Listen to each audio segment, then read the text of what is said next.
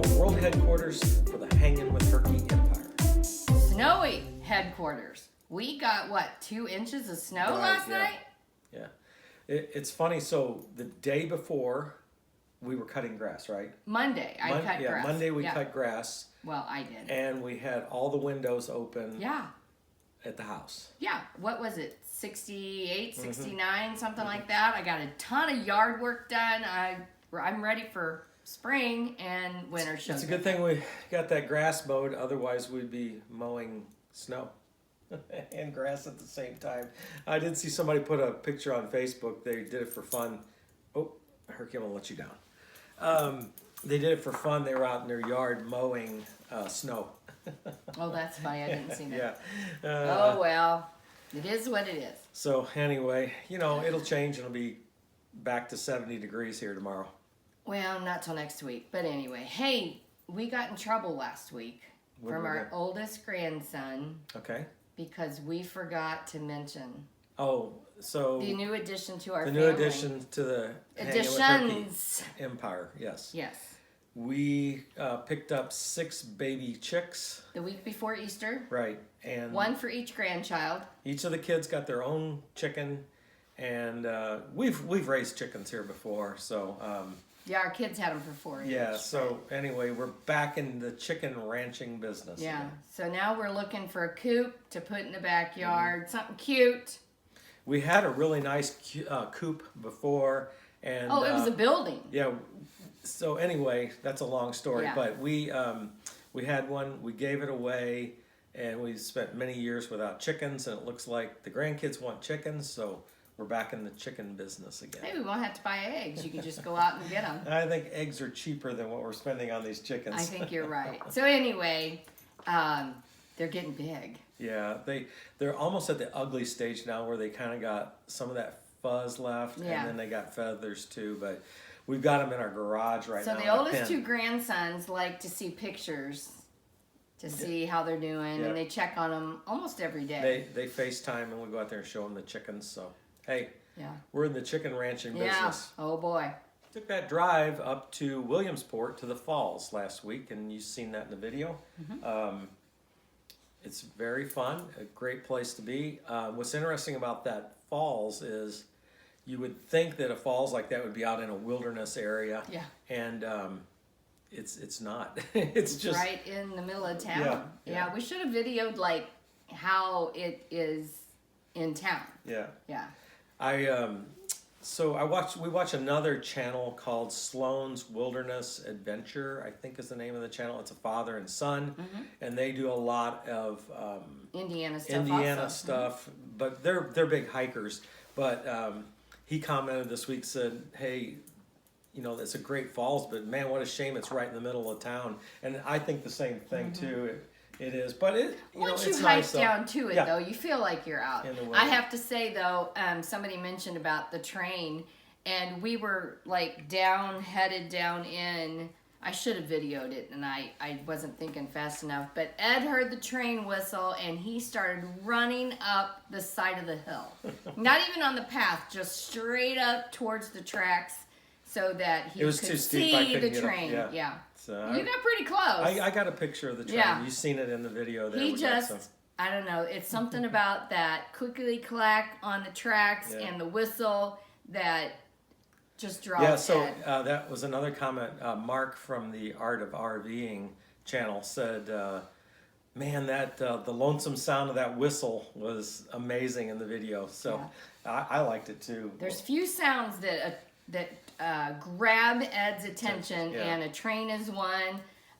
Boat whistle is another. Yeah. So when I was a kid, my grandparents lived near the Mopac line, and on the bluffs of the Mississippi. That may be where all this comes from. The train would come down on the bluff down there, and me and my sisters would be back out in the yard playing, and as soon as we'd hear that whistle from that train, we'd tear out running down to the bluff to peer over and see they the had train. That patio built into the side of the bluff and overlooked the train tracks and the Mississippi River. So this might be where this all comes from. Yeah, it brings back good memories. So. Yeah.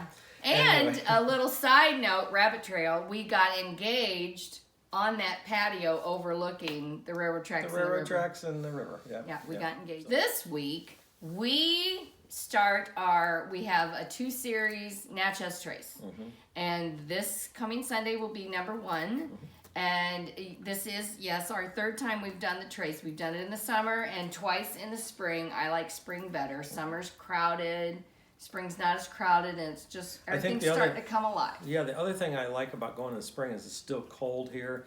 And so we can get down to Natchez, Mississippi, and it's in the upper 70s and 80s, low 80s. And we get, a weekend. It usually takes us about 3 days to do it. So we get about 3 days of warmth as we travel north back up towards Nashville. But it was a lot of fun. Yeah, I think we're going to do it again next year, but just mainly stay in Natchez, Mississippi, because there is a ton of stuff to see there, and we haven't really dug into it because we're excited to get on the trace. So I think next year we're going to go and just do Natchez, Mississippi, drive home on the trace, but just drive. So this week you'll see we actually visit 2 of the campgrounds on the Natchez Trace. They're free. They have amenities in that they have flush toilets, but they do not have showers or anything like that. But it's okay. And the sites are all paved. So we stop at 2 campgrounds. The last one we actually spend the night at. So take a look at that. I think Jeff Bisbee, right? Yeah, Jeff Bisbee. I was trying to think of the name of it. So we go from Natchez to the Jeff Bisbee campground the first day, and then the second day we backtrack about 10 miles and go to French Camp. Oh, that's right. It was closed. It was closed when we came through, so we go That's back interesting. to French Camp. It's really cool. So we do the French Camp and the French Camp Academy, but that's next week's video, so we won't talk about that right now. But anyway, Natchez is beautiful. Can't wait to go back again. The time of year we're there, all the wisterias were blooming. Oh, it smells so good. And the rhododendrons. Yes, and just the smells. We had all the windows down. We were just buzzing along. It was really nice. Yeah. And just the smell. Well, the only drawback was the pollen. Yes. The pollen was like smoke in the air. Yeah. Yeah, you could see like this yellow cloud drifting by.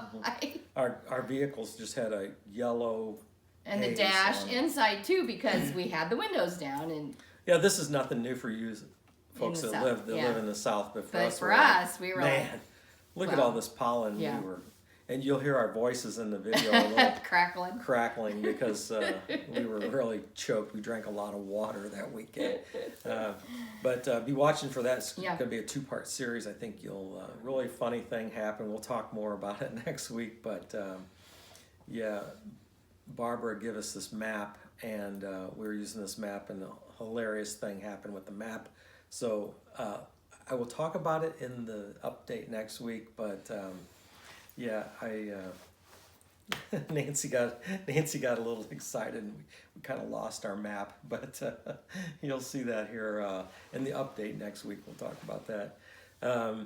It's a great trip if you get a chance to do it. To take the Natchez. It'll take longer time though, Oh, and do Natchez, Mississippi, and then get on the trace. We really blasted through it. We'd like to go a little bit longer, so it'd be fun to do that this next time. Anyway, hey, we're going to let you go for this week. Herky's sitting down here patiently waiting. He has had a rough morning here chasing the bunnies. Yeah. Our yard is full of rabbits this year. He takes off in the snow and takes off chasing those bunnies, but so I don't think we're going to walk him today. He's got plenty of exercise. Take him for a ride. Checking those bunnies out. And he's on his Facebook. You got to go look because last night he was griping up a storm. He wanted to go for a ride, and Ed caught it on video. I put it up on his Facebook. He's got this thing. Sometimes he just wants to get in the car and take a ride, and he goes over the door and he scratches the door. He sets what we garage call door. Sets pretty, sets up. Then he comes back and gripes and complains to me about not being able to get in the van and take a ride. Yeah. So check out Herky on Facebook at Hanging with Herky on Facebook. You can also send us an email at hangingwithherky@gmail.com. We get a lot of emails every week. I try to do my best to answer those. Send us some pictures of your travels. We really enjoy looking at those too. Yes. So anyway, until next week, be watching for that video, and we'll see you on Sunday.